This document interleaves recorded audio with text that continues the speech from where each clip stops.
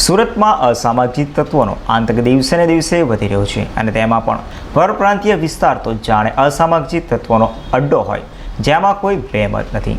ત્યારે ઉધના રેલવે ફાટક પાસે રાત્રિ કર્ફ્યુ દરમિયાન 2 યુવાનોને 3 થી 4 ઈસમોએ ચપ્પુ સહિતના તીક્ષ્ણ હથિયારો સાથે હુમલો કરી હત્યા નિપજાવી દેતા પોલીસ દોડતી થઈ ગઈ હતી। એક સાથે 2 યુવાનોની હત્યા થઈ આખા વિસ્તારમાં ડરનો માહોલ જોવા મળ્યો હતો।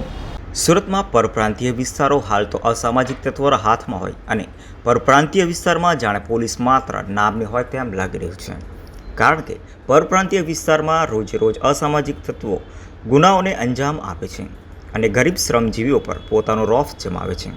ત્યારે વડોદરામાં બુટલેગર દ્વારા ફાયરિંગ કરાયાની ઘટનાના બીજા દિવસે રાત્રિ કર્ફ્યુ દરમિયાન ઉધનામાં ડબલ મર્ડરની ઘટના બની છે, જેમાં ઉધના રેલવે ફાટક નજીક 2 મિત્રો અજય અને રવિ જમવા બેઠા હતા ત્યારે મંગલ ધમો સહિત 3 થી 4 ઈસમોએ ચપ્પુ અને તીક્ષ્ણ હથિયારના ઘા ઝીકી હત્યા કરી નાખી હતી। જોકે બંને યુવાનોના મૃતદેહ અલગ અલગ જગ્યાએથી મળ્યા હતા, જેથી દોડાઈને હત્યા કરાઈ હોવાનું લાગી રહ્યું છે।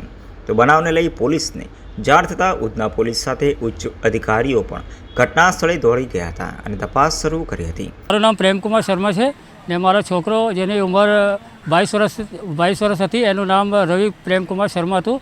એના કાલે રાતના અમને ખબર પડી 10-11 વાગ્યાના અરસામાં એમના એક દોસ્તારે અમને ઘેરે આવીને ખબર આપી કે તમારા છોકરાનું મર્ડર થઈ ગયું છે ને એક દોસ્તાર હતો મારો છોકરો જેનું નામ છે હરીશ શર્મા, એના એક દોસ્તારે રિંગ કરીને કીધું કે ભાઈ રવિ નામનો કોઈ છોકરો છે, તમારો ભાઈ તો નથી, જરા કન્ફર્મ કરો એનો મર્ડર થયો છે। એટલે પછી અમને ખબર મળી એટલે અમે રાતના છે ને નંદનવન સાઈડ પર દુબ્બળવાડ રેલવે ટ્રેકની બાજુમાં શિવરાનગર 2ની આગળ ત્યાં અમે જોવા તપાસ કરવા ગયા તો મારો જે છોકરો છે બીજા નંબરનો હરીશ શર્મા નામ છે, એને જોયું, એને મમ્મીએ જોયું તો એને ખબર પડી કે આ અમારો ભાઈ હતો, એટલે હરીશનો નાનો ભાઈ 3જા નંબરનો, એનો મર્ડર થઈ ગયું છે। 2 જણા હતા, બંનેના મર્ડર થઈ ગયા। એક આ સાઈડ પર રેલવે ટ્રેકની આ બાજુ હતો ને મારો જે છોકરો હતો રવિ શર્મા તે પેલી બાજુ BRCની વોલ સાઈડમાં એનો મર્ડર કરીને મૃતદેહ ત્યાં પડેલો હતો।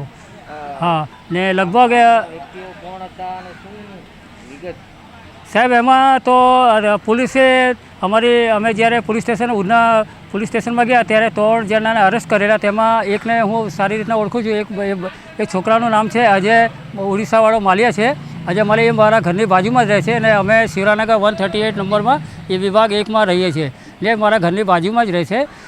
એનો ખાસ હાથ છે ને એમ મને ખબર મળી છે કે એક મંગલા કરીને છોકરો હતો જે ભીમનગરમાં રહેતો હતો, એ ફરાર છે। એટલે 3 જણા પકડાયા છે પોલીસ સ્ટેશનમાં અને 4 જણ હજુ ફરાર છે। તેમાં એક અજય માલિયા મુખ્ય આરોપી છે ને બીજો એક મંગલા કરીને છે, એ મુખ્ય આરોપી છે।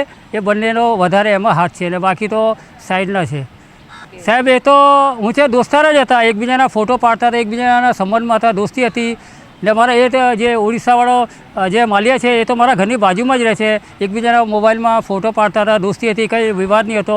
પણ ખબર નહીં કદાચ 1-2 વર્ષ કંઈ નાની મોટી કંઈ ઘટના બની હોય એના વિશે કંઈ એને કંઈ દુશ્મની કાર્ય તે કહેવાય નહીં, કેમ કે એ મારા બાજુમાં જ રહે છે, તો એટલે વધારે અમને કંઈ ખાસ જાણકારી નહીં હતી। હાલ તો ઉધના વિસ્તારમાં ડબલ મર્ડરની ઘટના બનતા સ્થાનિકોમાં પણ ડરનો માહોલ જોવા મળી રહ્યો છે।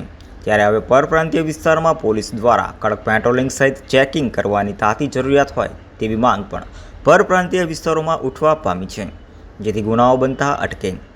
Azhar Qureshi, G24 news.